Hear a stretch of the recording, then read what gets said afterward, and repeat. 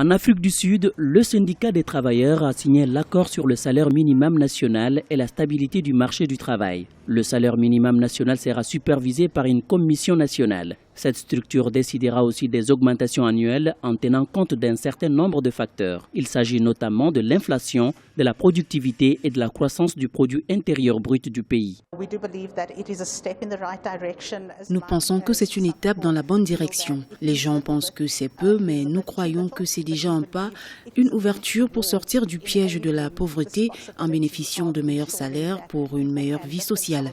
Cela s'applique à tous les secteurs de la société et principalement pour les travailleurs des milieux domestiques et agricoles qui sont marginalisés en Afrique du Sud. C'est vraiment une bonne chose.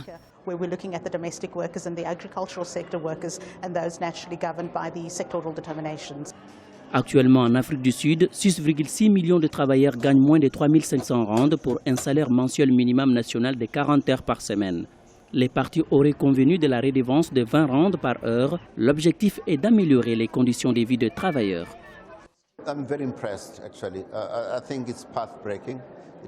Je suis ému présentement. Je pense que c'est une rupture avec le passé dans le cadre de la lutte pour le salaire minimum.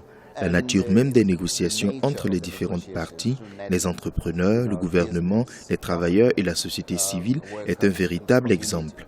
Nous sommes ainsi poussés à trouver des solutions pour une révalorisation des métiers dans la société.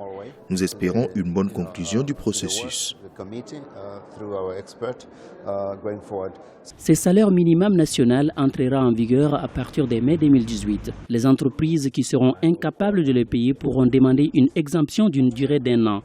Des mesures d'atténuation seront également mises en place pour aider les entreprises et les secteurs fragiles à éviter les fermetures d'usines et les pertes massives d'emplois.